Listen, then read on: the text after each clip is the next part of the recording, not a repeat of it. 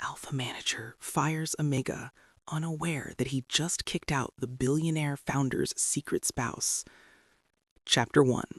The Imposter in the Glass Tower. They say you can put a stray dog in a diamond collar, but it will always be a stray. That was the voice that haunted me every morning when I woke up in silk sheets that cost more than my childhood home. I sat in my car in the parking garage, my hands trembling as I touched the heavy platinum band on my finger. It was beautiful. It was a promise. But to the rest of the world, it would just be proof of what they already whispered about Omegas like me, that we only climb the ladder on our backs. I can do this, I whispered, though my voice sounded small in the silence. I am smart. I am capable. I am not just Kian's charity case. With a heavy heart, I pulled the ring off. The metal felt cold as I threaded it onto a cheap silver chain and tucked it beneath my stiff, scratchy shirt. Hiding it felt like a betrayal to Kian, but wearing it felt like painting a target on my back. I stepped out of the car and into the shadow of the Vance Group Tower. The building was a monument to power, and I was just an ant trying not to get crushed. Every time an alpha walked past me, radiating confidence and expensive cologne, I instinctively made myself smaller. It was a habit from the years of poverty, the years of being told I was nothing. I wasn't Elian Vance, the billionaire's husband down here. I was just Elian the intern, the diversity hire, the Omega who should be grateful just to be allowed inside. Chapter 2. Elian, my office. The voice made my stomach drop. Derek Thorne. I walked toward his office, keeping my eyes on the carpet. I could feel the stares of the other employees, betas and alphas, who viewed me with a mix of pity and annoyance. I knew what they saw, a quiet, skittish Omega who didn't fit in. They didn't know I spent my nights analyzing market trends with the company's founder. They just saw prey. Derek didn't even look up when I entered. He just threw a file onto the floor. You messed up the merger projections. I stared at the file, my face burning. Sir, I didn't work on those. That was your file. Derek stood up, his chair scraping loudly against the floor. He released a wave of sour, aggressive pheromones that made my knees weak. It was biological bullying, and he knew it worked. Are you talking back to me? He stepped closer, looming over me. You Omegas are all the same. You think the world owes you a living because you're delicate. Well, in the real world, you have to earn your keep. I bit the inside of my cheek until I tasted copper. I do earn it. I wanted to scream. I worked twice as hard as you just to be considered half as good. But the old fear, the fear of being fired, of being poor again, choked the words in my throat. I'll fix it, sir, I whispered, hating how pathetic I sounded. Good. Stay late, and don't think you're getting overtime, he sneered. It's not like you have anything better to do. Who would be waiting at home for someone like you? The insult cut deeper than he knew. Sometimes, late at night, I wondered the same thing. Why did Kian choose me? Maybe Derek was right. Maybe I was just a placeholder until he realized he needed a real partner. Chapter 3. The Stain of Shame. It was 2 a.m. My eyes burned, not just from the computer screen, but from holding back tears for 6 hours straight. I had fixed Derek's mistakes. I had saved his reputation. Again. I stood up, my back aching, just wanting to go home to Killian's safe, warm scent. Leaving so soon? Derek was leaning against a filing cabinet, a cruel smile playing on his lips. He was holding a large industrial cleaning bucket, the kind used by janitorial staff, filled with cloudy gray water. I finished the work, Derek. Please, I just want to go home. Home? He laughed, pushing off the cabinet. You don't get to go home until the trash is taken out. And looking at you, I'd say we missed a spot. Before I could process his words, he walked up and with a vicious grin heaved the bucket of filthy, stagnant mop water over my head. The shock was paralyzing. The cold, putrid liquid, thick with dust and grime, soaked my hair, ran down my neck, and saturated my shirt. It smelled rancid, like sour mildew and old floor wax. Oops, he mocked, feigning innocence. Then he pulled out a can of alpha dominance spray, the cheap synthetic kind used on animals, and sprayed it right in my face. I gasped, choking on the fumes. My Omega instinct screamed, "Sublimate! Hide! Danger!" I fell back against the desk, shivering uncontrollably. "Look at you," Derek sneered, looking at me with pure disgust. "Soaking wet and smelling like fear and garbage. This is what you are, Elian. You're not an executive. You're a mess." "Why?" I sobbed, the humiliation burning hotter than the cold water. "I did everything you asked." "Because I'm tired of looking at you. You're fired. Get out of my building before I call security to drag you out like the filth you are." I sank to the floor, hugging my knees. He was right. This was where I belonged, on the floor, covered in filth. The fantasy of being Killian's husband shattered under the weight of my reality. I was just a dirty, worthless Omega. I couldn't move. I just sat there, shivering, letting the shame consume me. I couldn't call Kian. I couldn't let him see me like this, weak, broken, smelling of another alpha's dominance. He would be disgusted. He would finally see what I really was.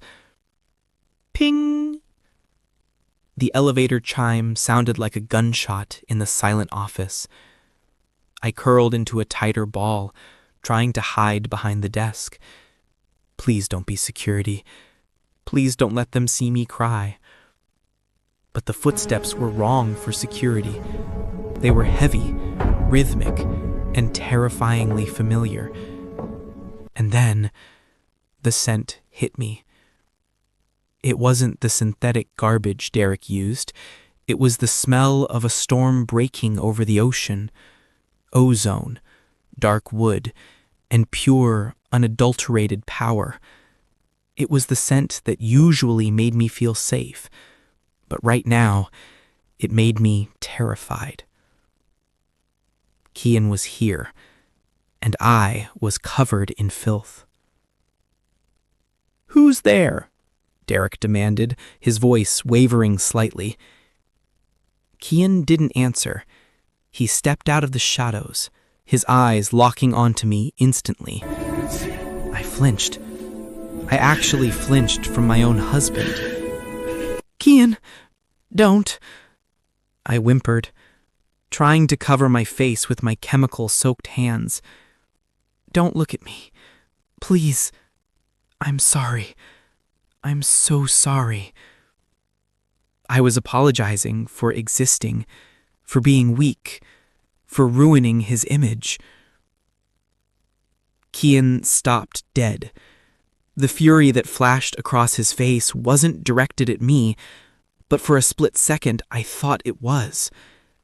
I thought he was finally angry that he was saddled with a broken Omega. Kian didn't speak. He moved faster than I thought a human could move. "Alien," his voice cracked. It wasn't the voice of a CEO. It was the voice of a man watching his heart break. "Baby, look at me." "I'm dirty," I cried, pulling away. "He fired me. He said I was trash." "Shh, no." Kian pulled me into his chest, ruining his shirt, wrapping his arms around me like he could physically shield me from the world's cruelty. "You are everything. You hear me? You are everything." He unleashed his pheromones then, not to dominate, but to claim.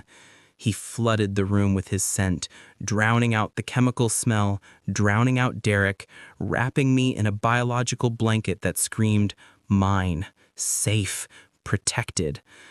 Then Keon stood up, pulling me with him, keeping one arm firmly around my waist. He turned to Derek. The transition was terrifying. Keon went from a gentle husband to a monster in a split second. His eyes were void of humanity.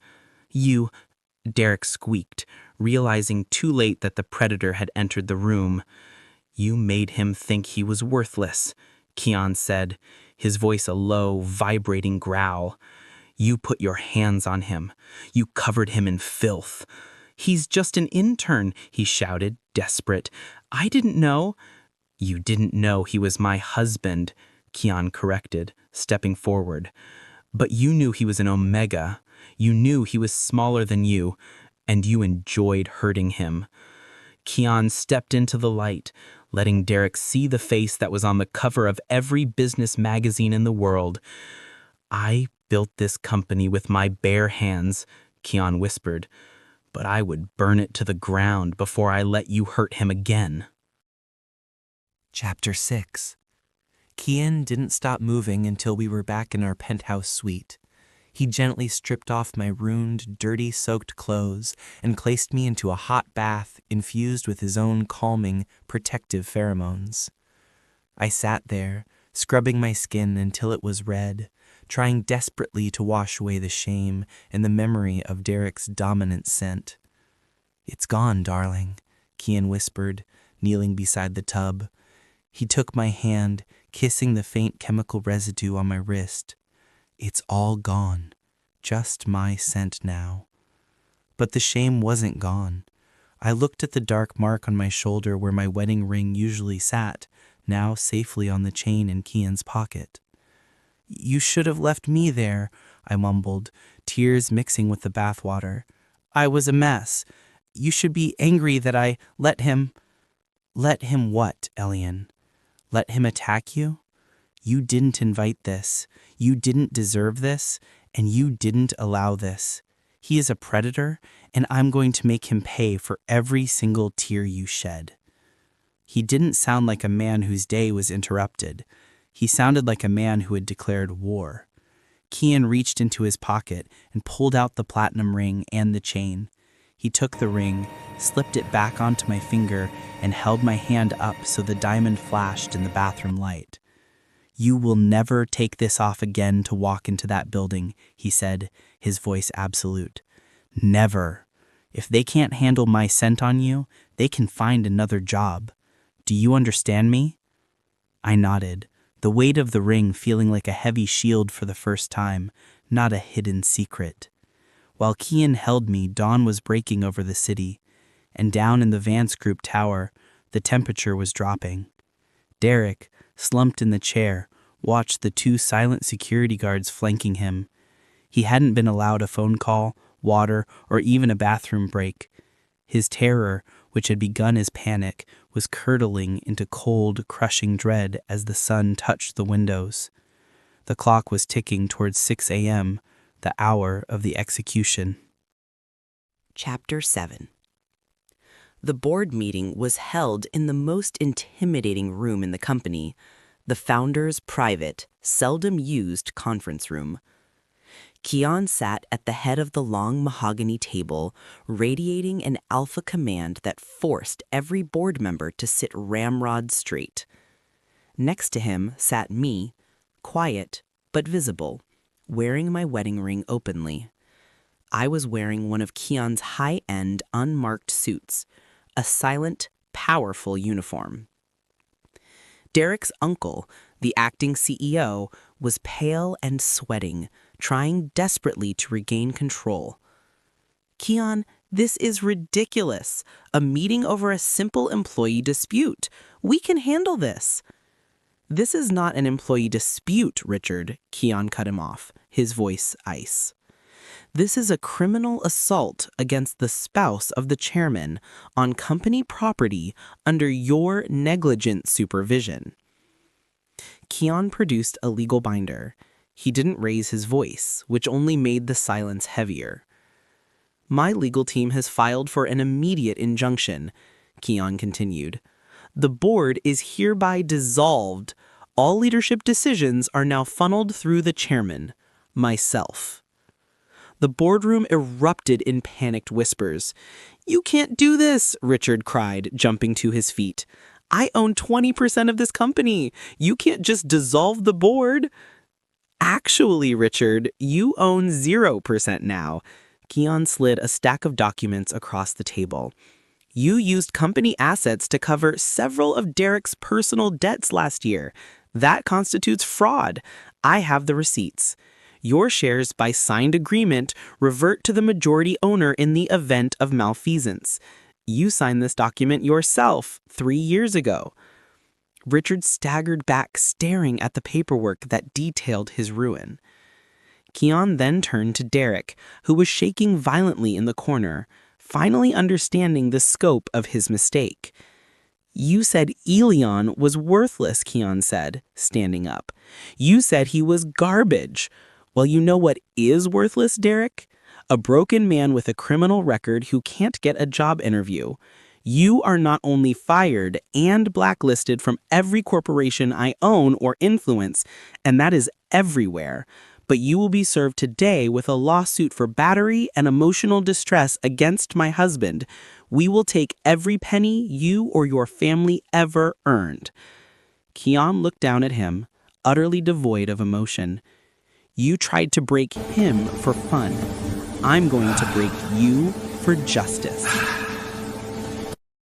Epilogue. 8 months later. The scent in the newly remodeled executive wing was light, airy, and entirely mine. There was no aggressive alpha spray, no sour anxiety, just the low, contented purr of productivity and the subtle scent of my own Omega pheromones, now completely unmasked. I was sitting in my new corner office, the one Keon built for me overlooking the entire city. My official title was Chief Innovation Officer. I wasn't an intern. I wasn't a charity case. I was a valued leader, respected for my mind, not tolerated for my biology. I traced the line of my wedding ring, which I now wore openly and proudly. I hadn't taken it off once since that night. The old fears still surface sometimes, the voice whispering that I was an imposter, that I was only here because Keon wiped the floor with my bullies. But now, Keon was there to silence that voice immediately. "Thinking too hard again, darling?" Keon walked into the office and closed the door, settling into the armchair across from my desk. I smiled, pushing a piece of paper aside. "Derek Thorne filed for bankruptcy this morning. The lawsuit is finalized. They didn't get a dime." "Good," Keon said simply. "Justice served." I looked out the window at the vast, shining city. It no longer looked like a maze I had to navigate alone. It looked like the kingdom Keon had built for us. "Thank you," I whispered, the words heavy with genuine gratitude, "for seeing me when I was trying to be invisible, for protecting me when I thought I was worthless." Keon stood up, walked to my side, and gently placed his hand on my neck. "I didn't save you, Elian. You saved me. You remind me every day what power is supposed to be used for." He bent down and kissed me slowly, sealing the promise. I leaned into his touch, utterly certain of my value and my place. I was no longer the dirty, terrified Omega intern. I was Keon Vance's mate, and I was finally home.